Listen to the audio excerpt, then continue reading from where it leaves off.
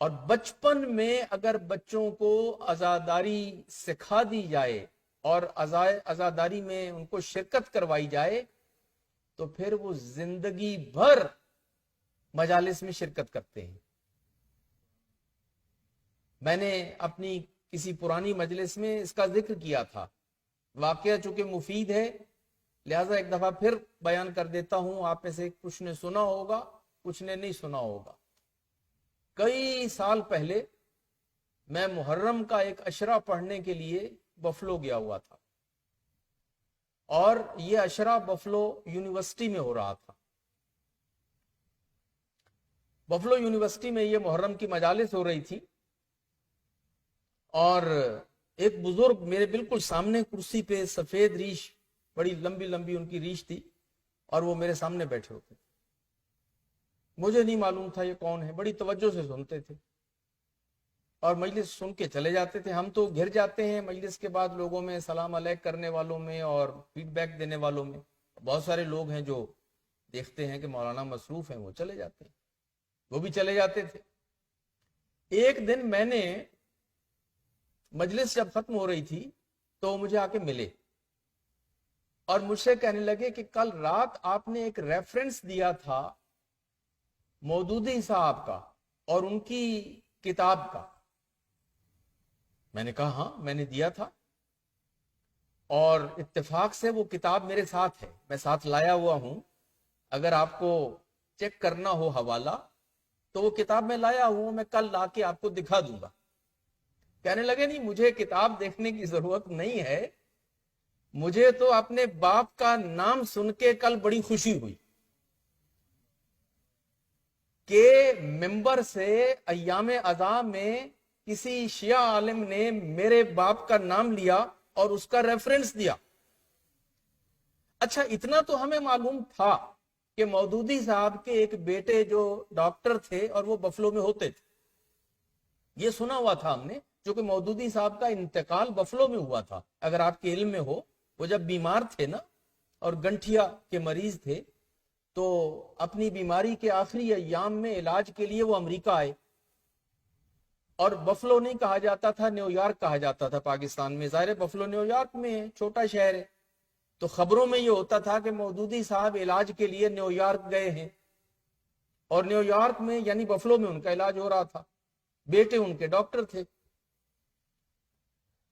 تو اتنا تو معلوم تھا, لیکن یہ نہیں معلوم تھا کہ یہ جو ہر روز میرے سامنے بیٹھے ہوتے ہیں یہ مودودی صاحب کے بیٹے ہیں اور میرے سامنے بیٹھ کے مجلس سنتے ہیں.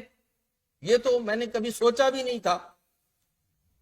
خیر مجلس تو ختم ہو چکی تھی, باتیں ہوئیں تو کہنے لگے مولانا یہ جو باتیں آپ کرتے ہیں نا کہ خاندان پیغمبر کے ساتھ اصحاب نے کیا سلوک کیا, یہ آپ تو تاریخ کے تذکرے کرتے ہیں نا, ہم نے اپنے باپ کے اصحاب کو دیکھا ہے اور ہمارے باپ کے اصحاب نے ہمارے ساتھ کیا سلوک کیا ہے یہ تو ہم خود دیکھ چکے ہیں. جماعت اسلامی میں بہت کچھ ہوا مودودی صاحب کے انتقال کے بعد. خیر باتیں شروع ہو گئی, تو میں نے کہا آپ کیسے یہاں مجلس میں؟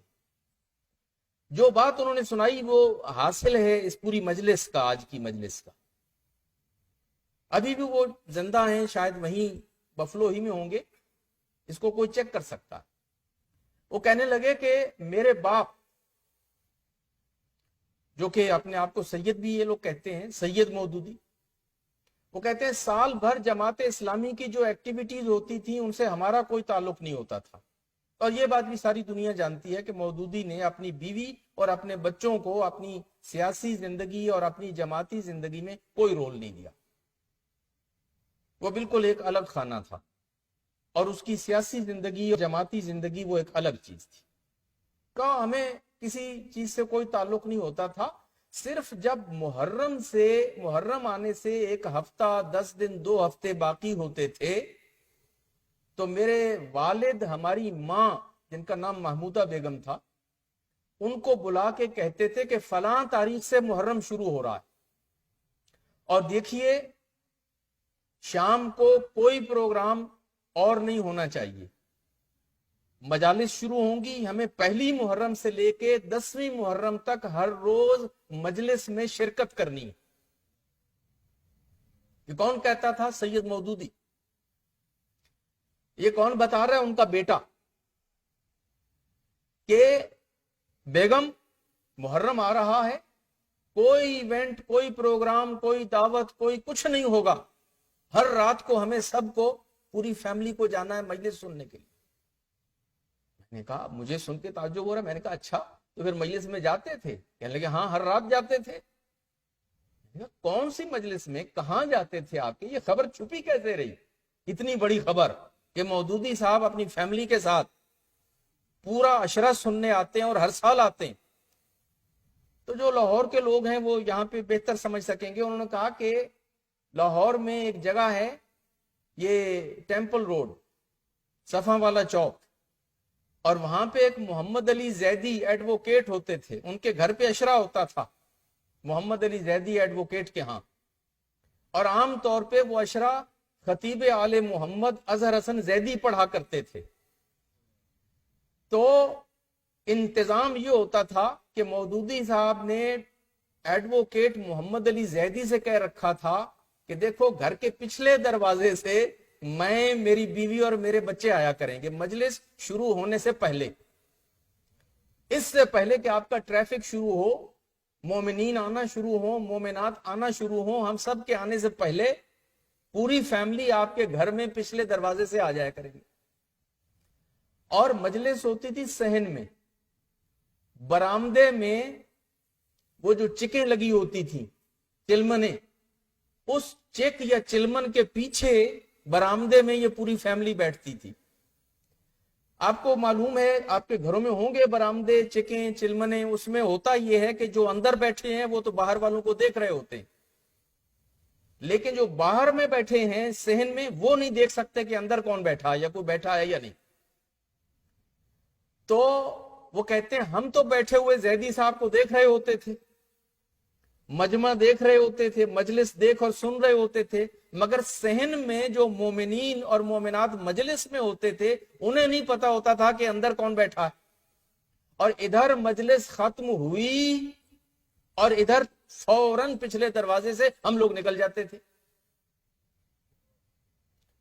अब नतीजा, उन्होंने कहा कि मौलाना, वो जो बचपन में इतने साल बाकायदगी के साथ हमें मां बाप उंगली पकड़ के लेके गए ना मजलिस में, अब उसका नतीजा ये है कि दाढ़ी हमारी सफेद और इतनी लंबी हो गई है, और हम शिया नहीं हैं, हमारे घर में कश्मीरन है और वहाबन है, और वो दुश्मन है अहले बैत की।